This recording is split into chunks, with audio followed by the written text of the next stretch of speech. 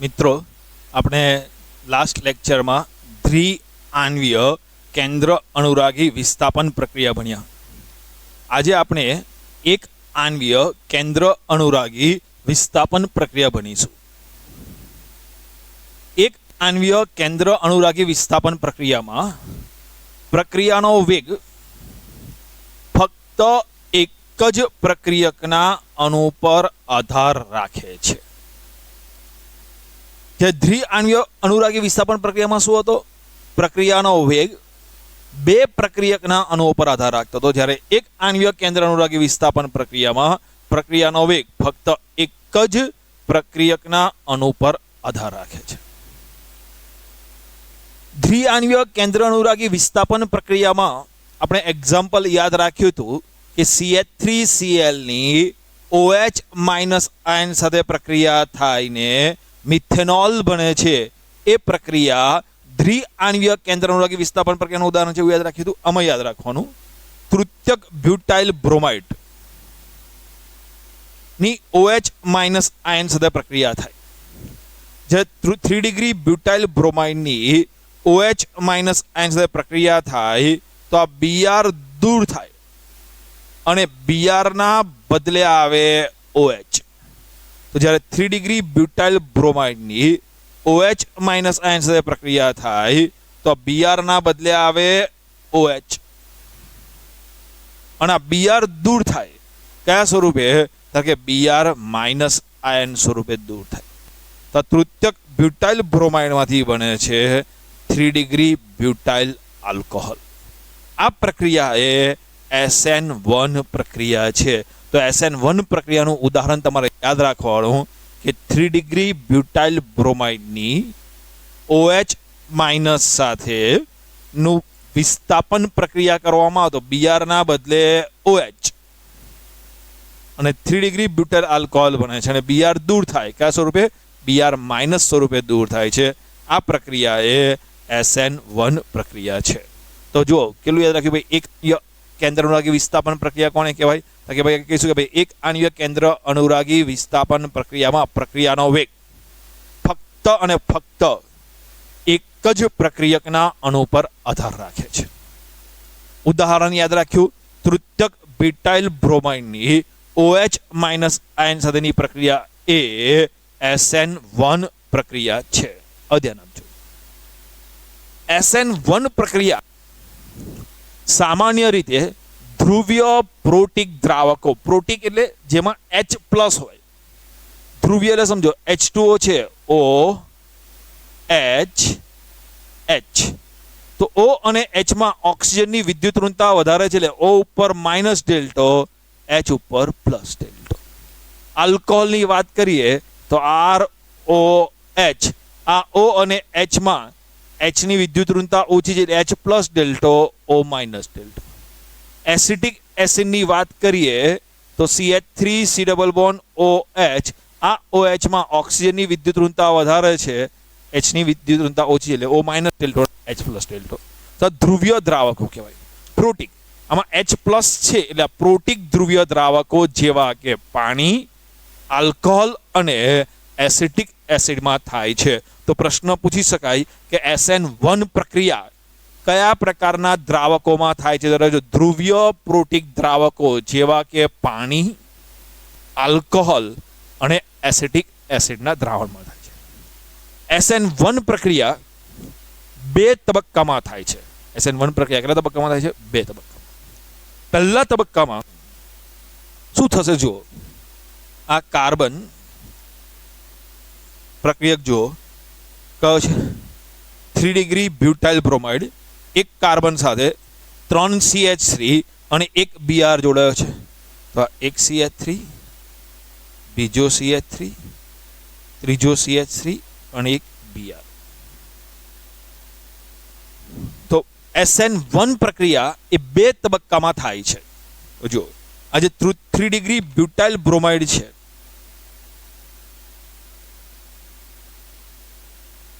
એની પ્રક્રિયા થતી પ્રથમ તબક્કામાં C અને Br વચ્ચેનો બંધ તૂટે છે.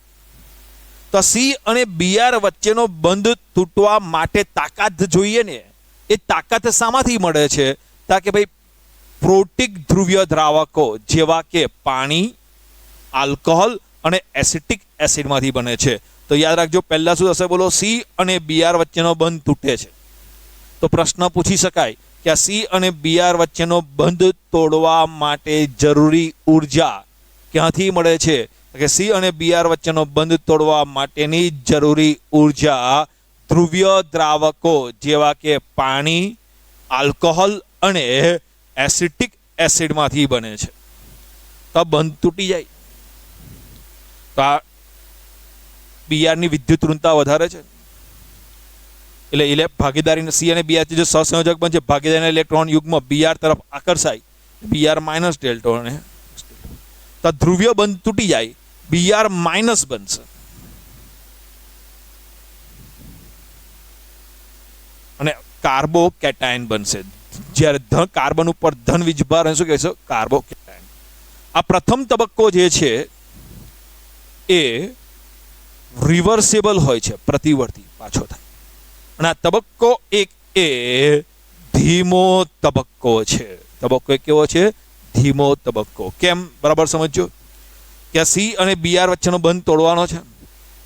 આ બંધ તોડવા માટેની જરૂરી ઉર્જા શામાંથી મળે? ધ્રુવીય દ્રાવકો જેવા કે પાણી, આલ્કોહોલ કે એસિડિક એસિડના અણુઓ આની આજુબાજુ વિચળી જાય. સમજો આ દ્રાવક લીધો છે, પાણી લીધું દ્રાવક, આની અંદર તૃતીયક બ્યુટાઇલ બ્રોમાઇડ આ ઉમેર્યો, તેના અણુની આસપાસ પાણીના અણુઓ વિતરાતા જાય, તેમ તેમ તેમ તેમ ઉર્જા મળતી જાય. તેમ તેમ સી અને બીઆર વચ્ચેનો બંધ ધીમે ધીમે તૂટતો જાય, તૂટતો જાય. એટલે તબક્કો એક એ ખૂબ જ ધીમો તબક્કો છે, અને આ તબક્કો એ પરિવર્તનીય તબક્કો છે. પેલી પેન આવજો ને પછી આ બાજુ તબક્કો બે મૂકીને. હવે તબક્કો એકમાં શું બને છે? સમતલ્ય કાર્બોકેટાયન. હવે તબક્કા બેમાં શું થશે? તો જે સમતલ્ય કાર્બોકેટાયન છે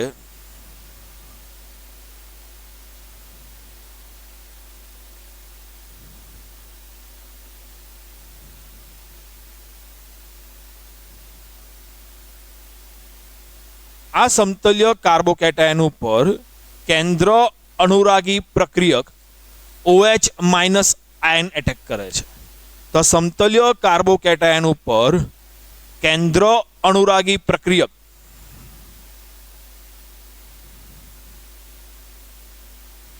OH માઇનસ આયન એટેક કરે છે. એ સમતલની આ સમતલ્ય કાર્બોકેટાયન છે એની બંને બાજુથી એટેક કરી શકે.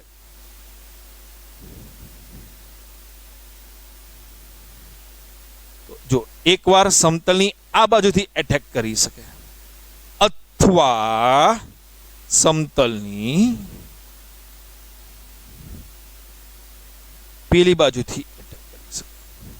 એટલે બે વિરુદ્ધ વિન્યાસ ધરાવતા સંયોજનોનું મિશ્રણ બને છે. આ જે તબક્કો બે છે એ તબક્કો બે એ ઝડપી તબક્કો છે. કેમ આ ઝડપી તબક્કો છે? કે ધન વિદ્યુત ભારિત કાર્બોકેટાયન અને આ ઋણ વિદ્યુત ભારિત કોણ છે? કેન્દ્ર અનુરાગી પ્રક્રિયક. આ કેન્દ્ર અનુરાગી પ્રક્રિયકને ધન વિદ્યુત ભારિત કાર્બોકેટાયન પ્રત્યે આકર્ષણ હોય એટલે ફટાફટ કૂદતો અહીંયા ગળાઈ જાય. એટલે તબક્કો બે એ ઝડપી તબક્કો છે. તો યાદ રાખજો, SN1 પ્રક્રિયા બે તબક્કામાં થાય છે. SN1 પ્રક્રિયા કેટલા તબક્કામાં થાય છે? બે તબક્કામાં. બરાબર સમજી લેજો. SN1 પ્રક્રિયા કેટલા તબક્કામાં થશે? બે તબક્કામાં. પહેલા તબક્કામાં સી અને બીઆર વચ્ચે જે ધ્રુવીય છે, બીઆર માઇનસ ડેલ્ટો, કાર્બન પ્લસ ડેલ્ટો, જે ધ્રુવીય છે આ બંધ તૂટે છે.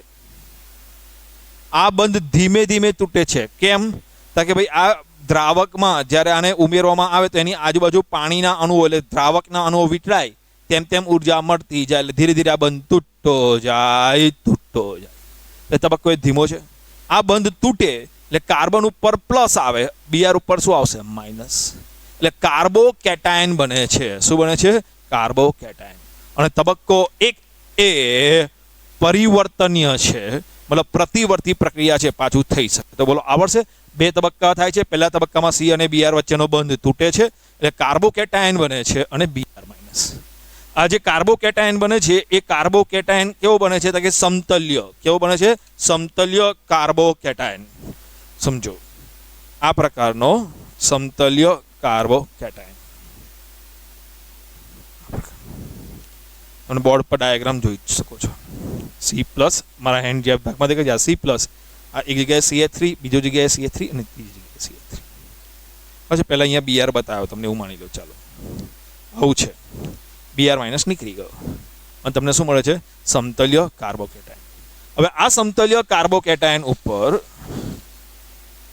કેન્દ્ર અનુરાગી પ્રક્રિયક OH માઇનસ બે જગ્યાએથી, આ સમતલ્ય કાર્બોકેટાયન છે દેખો, આના પર OH માઇનસ બે જગ્યાએથી, તમે આમ જુઓ, આમ ચાલો, બે જગ્યાએથી એટેક કરી શકે। એક સમતલની આગળની બાજુથી, એટલે તમારા તરફથી બાજુથી, કઈ બાજુથી આવે? આગળની બાજુથી। એક નિપજ આવી બને અને બીજી નિપજ એ પાછળથી એટેક કરે, અહીંયા આગળ જોડે। તો બે પ્રકારની નિપજ બને છે। અત્યારે બોર્ડ ઉપર ડાયાગ્રામ છે ને, 2 ડાયમેન્શન ડાયાગ્રામ છે અને તમને અત્યારે જે અહીંયા સમજાવું છું, જો આ સમતલ્ય કાર્બોકેટાયન છે, આના ઉપર OH માઇનસ બે રીતે એટેક કરી શકે। એક સમતલની આગળની બાજુથી અને બીજું સમતલની પાછળની બાજુથી। એટલે બે પ્રકારની નિપજોનું મિશ્રણ બને છે। બોલો આટલું કમ્પ્લીટ તૈયાર કરી દેવાનું। બોલો આમાં કોઈ પ્રોબ્લેમ છે? તો જુઓ, એક આણ્વીય કેન્દ્ર અનુરાગી વિસ્થાપન પ્રક્રિયા કેટલા તબક્કામાં થાય છે? બે તબક્કામાં।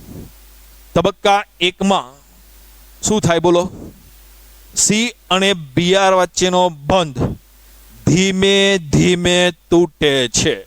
ભાઈ આ બંધ તોડવા માટેની જરૂરી ઉર્જા ક્યાંથી મળે? પ્રોટીક ધ્રુવીય દ્રાવકો જેવા કે પાણી, આલ્કોહોલ અને એસિટિક એસિડમાંથી। એટલે ધીમે ધીમે તૂટે છે। એટલે તબક્કો એક એ ધીમો તબક્કો છે। તબક્કા બે માં શું થશે? આ જે સમતલ્ય કાર્બોકેટાયન બન્યો,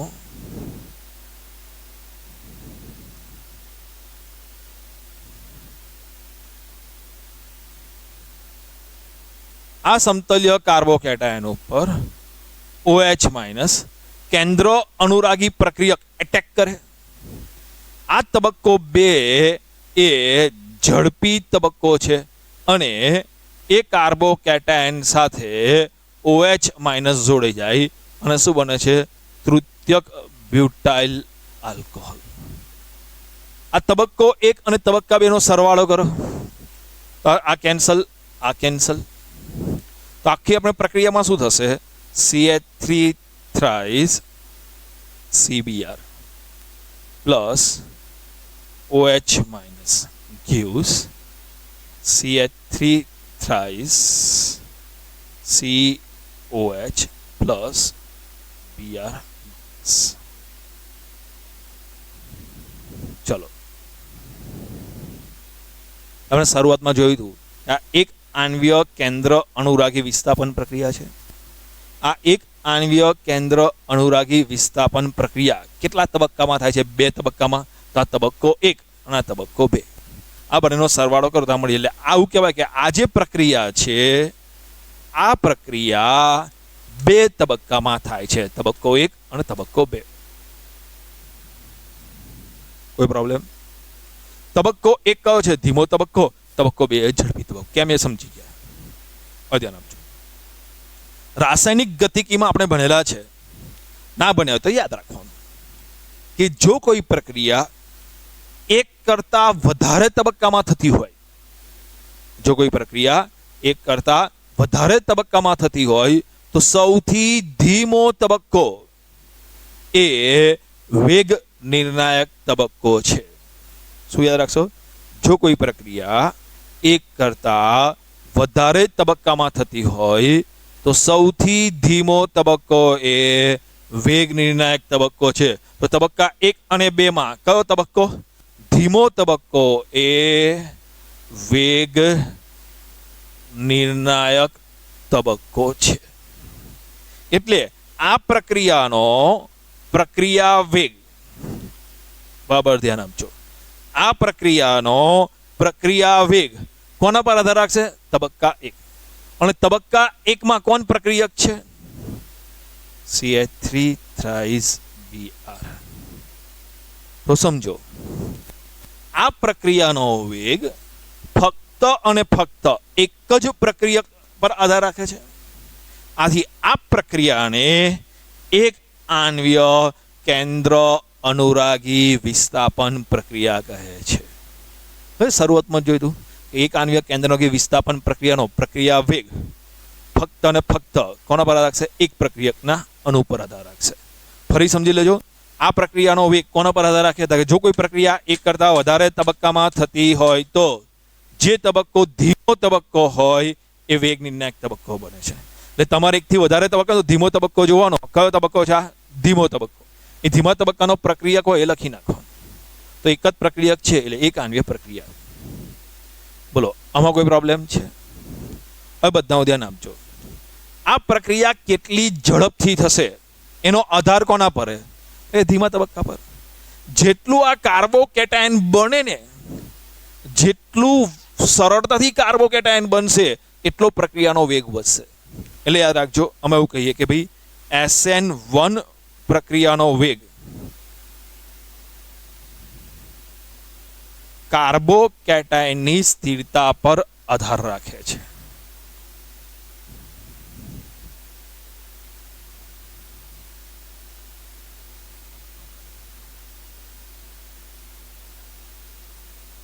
આવડશે? શું કહીશું? બોલો. SN1 પ્રક્રિયાનો વેગ કોના પર આધાર રાખે? કાર્બોકેટાયનની સ્થિરતા પર આધાર રાખે છે. જેમ જેમ કાર્બોકેટાયનની સ્થિરતા વધારે, જેમ જેમ કાર્બોકેટાયનની સ્થિરતા વધારે તેમ તેમ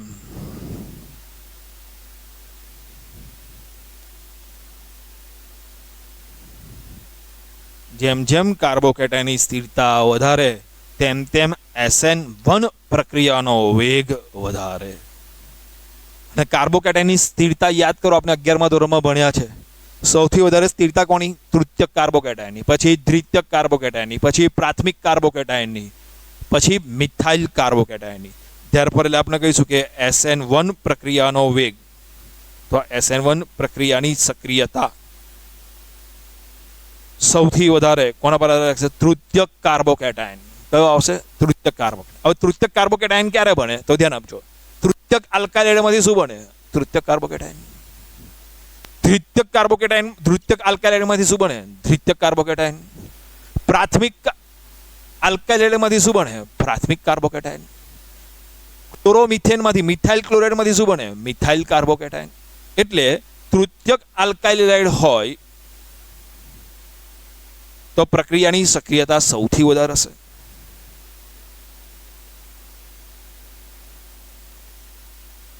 એના કરતા ઓછી દ્વિતીયક આલ્કાઇડ, એના કરતા ઓછી પ્રાથમિક આલ્કાઇડ અને એના કરતા પણ ઓછી મિથાઇલ હેલાઇડની સ્થિરતા વધારે છે. તો SN2 પ્રક્રિયા કરતા ઉલટું, SN2 કરતા કેવું આવશે? ઉલટું.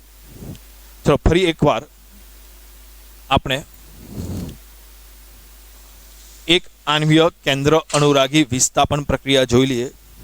જો એક આણ્વીય કેન્દ્ર અનુરાગી વિસ્થાપન પ્રક્રિયા પરીક્ષા માટે ખૂબ જ ઇમ્પોર્ટન્ટ છે. હું કેટલો ટાઈમ આપું છું ને લેક્ચરમાં, એના પરથી પણ તમને ખબર પડી જવી જોઈએ કે આ કેટલો ઇમ્પોર્ટન્ટ ટોપિક છે.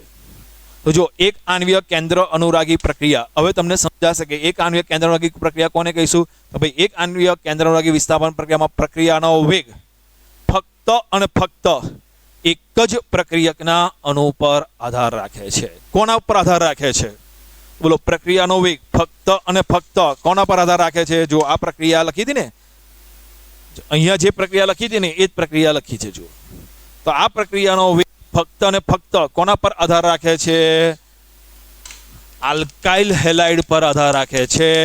કેન્દ્ર અનુરાગી પ્રક્રિયક પર આધાર રાખતો નથી. તો અહીંયા એક પ્રશ્ન પૂછી શકાય, ધ્યાન આપજો. તો એસએન પ્રક્રિયાનો વેગ, SN1 પ્રક્રિયાનો વેગ ફક્ત અને ફક્ત કોના પર આધાર રાખશે? આલ્કાઇલ હેલાઇડ ઉપર આધાર રાખશે.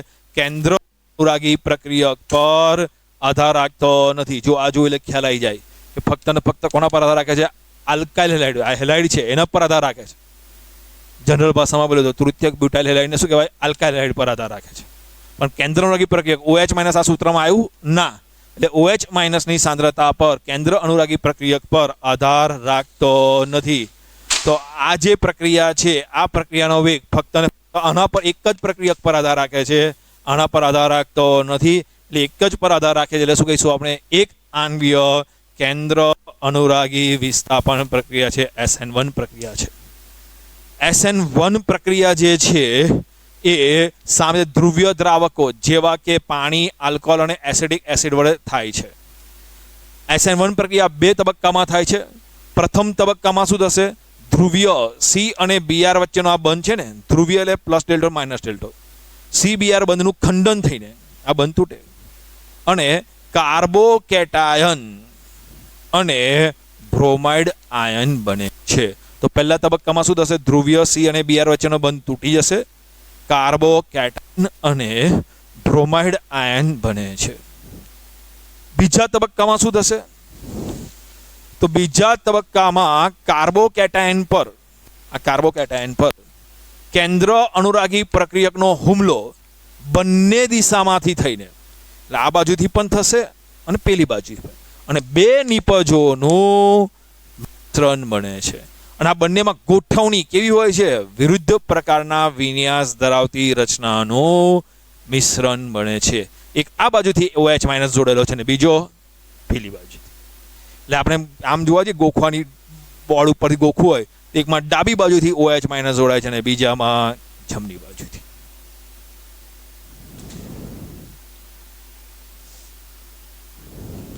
એટલે જો આખા પ્રક્રિયાને કહીએ તો આ પ્રક્રિયા જે છે, આ પ્રક્રિયા બે તબક્કામાં થાય છે. તબક્કા એકમાં C અને Br વચ્ચેનો બંધ તૂટે છે, કાર્બોકેટાયન બને છે. આ પ્રક્રિયામાં આ બંધ તોડવા માટે જરૂરી ઉર્જા ક્યાંથી મળે? ધ્રુવીય દ્રાવકોમાંથી. ધીમે ધીમે આ બંધ તૂટે છે, એટલે તબક્કો એક ધીમો તબક્કો છે. તબક્કા બેમાં આ સમતલ્ય કાર્બોકેટાયન ઉપર OH- એટેક કરે અને આલ્કોહોલ બને છે. હવે સમજો આ પ્રક્રિયા છે, એ પ્રક્રિયાનો વેગ લખવો હોય તો પ્રક્રિયાનો વેગ કોના પર આધાર રાખે? ધીમા તબક્કા ઉપર આધાર રાખે. તો ધીમો તબક્કાને આધારે લખવું હોય તો ધીમો પ્રક્રિયાનો વેગ ચલે છે. ધીમો તબક્કો આ, એમાં પ્રક્રિયા કયો છે? તૃતીયક બ્યુટાઇલ. એટલે આ પ્રક્રિયાનો વેગ ફક્ત અને ફક્ત તૃતીયક બ્યુટાઇલ બ્રોમાઇડ એટલે કે આલ્કાઇલ હેલાઇડની સાંદ્રતા પર આધાર રાખે છે, કેન્દ્ર અનુરાગી પ્રક્રિયક પર આધાર રાખતો નથી. હવે ધ્યાન આપજો, SN1 પ્રક્રિયાનો વેગ, કારણ કે પહેલી પ્રક્રિયા તો શું બને? કાર્બોકેટાયનની સ્થિરતા પર આધાર. જો આ સ્થિર ન હોય, સ્થાયી ન હોય તો રિવર્સ પ્રક્રિયા થઈ જાય. એટલે આ પ્રક્રિયા થશે કે કેટલે આગળ થશે એનો આધાર કોના પર રહેલો છે? કાર્બોકેટાયનની સ્થિરતા પર રહેલો છે. યાદ રાખજો. તો SN1 પ્રક્રિયાનો વેગ કાર્બોકેટાયનની સ્થિરતા પર રહેલો છે. જેમ જેમ કાર્બોકેટાયનની સ્થિરતા વધારે તેમ તેમ SN પ્રક્રિયાનો વેગ વધારે. જેમ જેમ કાર્બોકેટાયનની સ્થિરતા વધારે તેમ તેમ SN1 પ્રક્રિયાનો વેગ વધારે. યાદ રાખજો. SN1 પ્રક્રિયાની સ્થાયીતા સૌથી વધારે કયામાં હશે? તૃતીયક આલ્કાઇલ હેલાઇડ, પછી દ્વિતીયક આલ્કાઇલ એના કરતાં ઓછા, એના કરતાં ઓછો પ્રાથમિક આલ્કાઇલ હેલાઇડ અને એના કરતાં પણ ઓછો મિથાઇલ હેલાઇડ. આ ક્રમ SN2 પ્રક્રિયાના ક્રમ કરતા ઉલટો ક્રમ છે.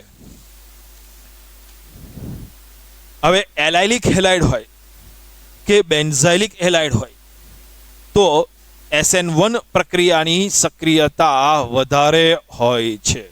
તો યાદ રાખજો, ઇમ્પોર્ટન્ટ પોઈન્ટ છે. SN1 પ્રક્રિયામાં જ છે. એલાઇલિક હેલાઇડ અને બેન્ઝાઇલિક હેલાઇડ SN1 પ્રક્રિયા પ્રત્યે ખૂબ જ સક્રિય છે. તેનું કારણ શું છે? તો કે એલાઇલિક હેલાઇડ અને બેન્ઝાઇલિક હેલાઇડમાં જે કાર્બોકેટાયન ઉત્પન્ન થાય છે એ કાર્બોકેટાયનમાં સસ્પંદન થાય. સસ્પંદન થાય ને એટલે એકબીજામાં રૂપાંતર થયા કરે તો શક્તિ શું થાય? ઘટે. તો સ્થિરતા વધે. તો જ્યારે જ્યારે સસ્પંદન થાય ત્યારે યાદ રાખજો, સ્થિરતામાં વધારો થાય છે. હું એલાઇલિક હેલાઇડની વાત કરું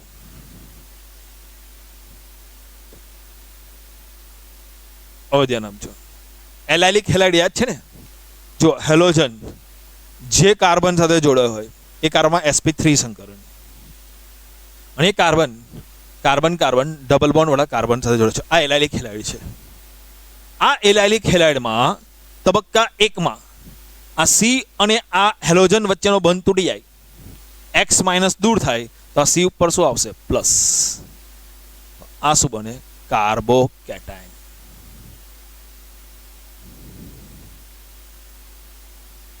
તો એલાઇલિક હેલાઇડમાંથી આ કાર્બોકેટાયન બને છે. આ કાર્બોકેટાયનમાં સસ્પંદન થાય. આ કાર્બોકેટાયનમાં સસ્પંદન થાય એટલે શું થાય સમજો? આના ઇલેક્ટ્રોન યુગ્મ અહીંયા આવે. હવે આના ઇલેક્ટ્રોન યુગ્મ અહીંયા આવે તો શું થશે? આ કાર્બન છે, આ બે ઇલેક્ટ્રોન છે, તો આ બે કાર્બન, આ કાર્બન અને આ કાર્બન વચ્ચે, આ કાર્બન અને આ કાર્બન વચ્ચે ઇલેક્ટ્રોન ભાગીદારીમાં છે. આ બાજુ આવે તો આ કાર્બન પોતાનો ઇલેક્ટ્રોન ઘુમાવી દે છે, એટલે આ કાર્બન ઉપર આવશે પ્લસ. આ કાર્બનને કશો નહીં ફરક પડતો, આ બાજુ ભાગીદારી હતી એને બદલે આ બાજુ ભાગીદારી કરી, તો આના ઇલેક્ટ્રોન યુગ્મ અહીંયા આવી ગયા આમ, તો આ કાર્બનને તો કશો ના ફરક પડ્યો. પણ આ કાર્બને ઇલેક્ટ્રોન મેળવ્યો તો શું આવશે? માઇનસ. એટલે પ્લસ અને માઇનસ એટલે 0. આ બન્યું. હવે ફરી પાછું આનું અહીંયા આવે તો ફરી પાછું આ બને, ફરી પાછું આમનું આમાં તો ફરી પાછું આ બને. એટલે આ એલાઇલિક હેલાઇડમાંથી આ જે કાર્બોકેટાયન બને છે એમાં સસ્પંદન થાય છે, અને સસ્પંદન થાય તો સ્થિરતા વધે છે. એટલે એલાઇલિક કાર્બોકેટાયનમાં સસ્પંદન થવાને કારણે એની સ્થિરતા વધારે હોય છે. અને જેમ જેમ કાર્બોકેટાયનની સ્થિરતા વધારે તેમ તેમ એ SN1 પ્રક્રિયામાં ભાગ ભજવે.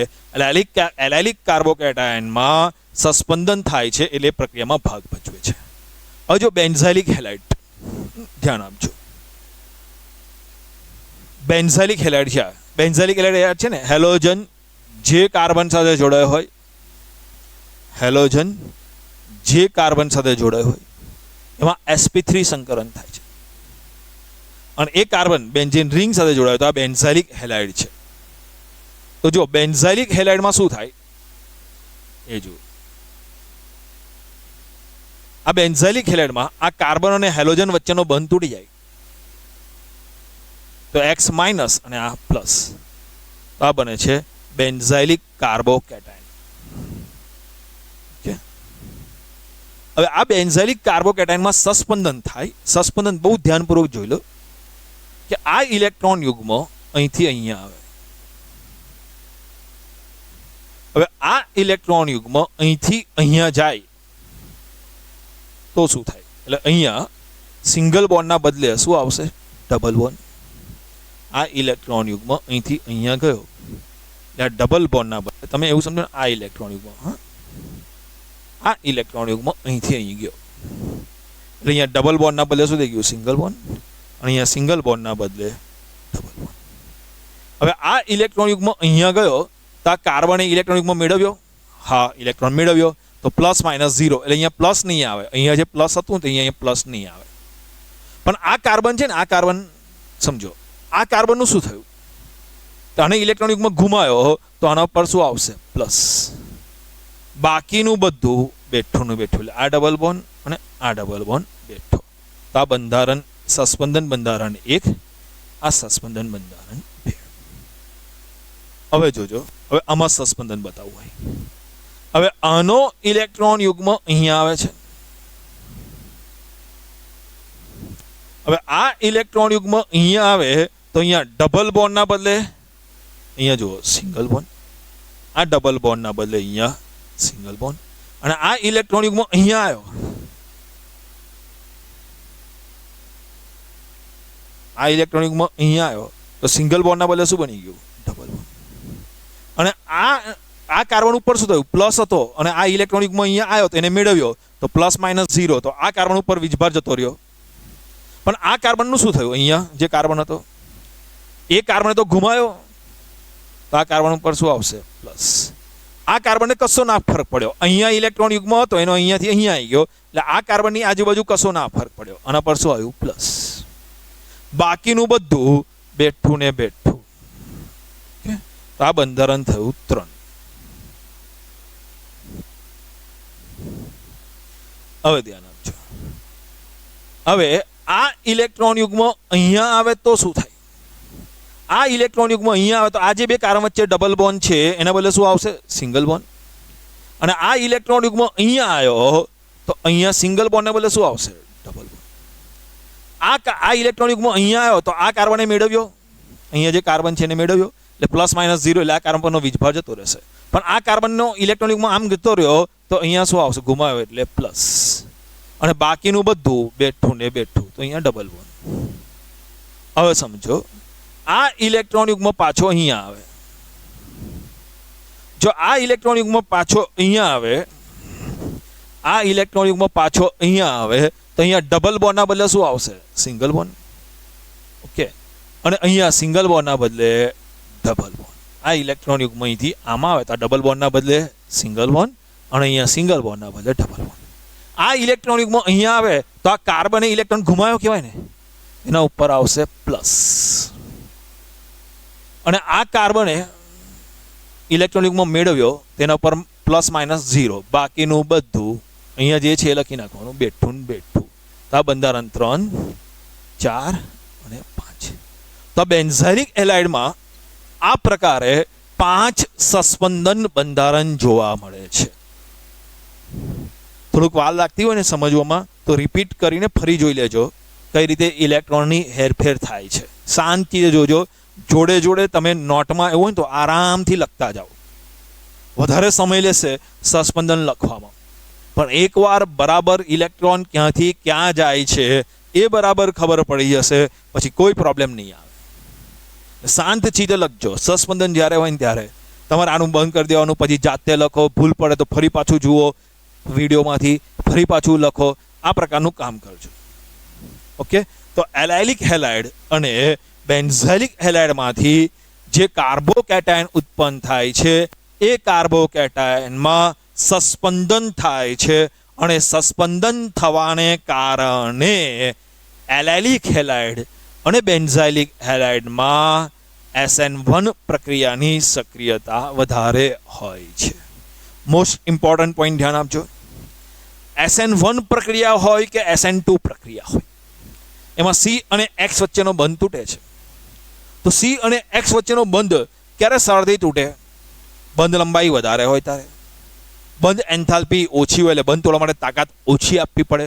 તેવું કયામાં આપવી પડે છે? CI એટલે R અને I વચ્ચેનો બંધ હોય ને ત્યારે SN, એટલે જો R બધામાં સરખા હોય પણ હેલોજન જુદા જુદા હોય, F, Cl, Br અને I, તો RI નો બંધ સરળથી તૂટી જાય એટલે એની સક્રિયતા વધારે છે. તો SN1 હોય કે SN2 પ્રક્રિયા હોય, સરળતા કોની આવશે? RI, પછી RBr, પછી RCl, પછી RF. પાછું કમ્પ્લીટ એક આણ્વીય કેન્દ્ર અનુરાગી વિસ્થાપન પ્રક્રિયા કમ્પ્લીટ તૈયાર કરી દેજો. ચોપડીમાંથી જોઈ લેજો લખાણ કેવી રીતે છે. લખીને આ પ્રશ્ન તૈયાર કરવાનો. પરીક્ષા માટે મોસ્ટ ઇમ્પોર્ટન્ટ પ્રશ્ન છે. બરાબર છે. પછી નેક્સ્ટ લેક્ચરમાં આપણે આગળ જોઈએ આના પર આધારિત પ્રશ્નો.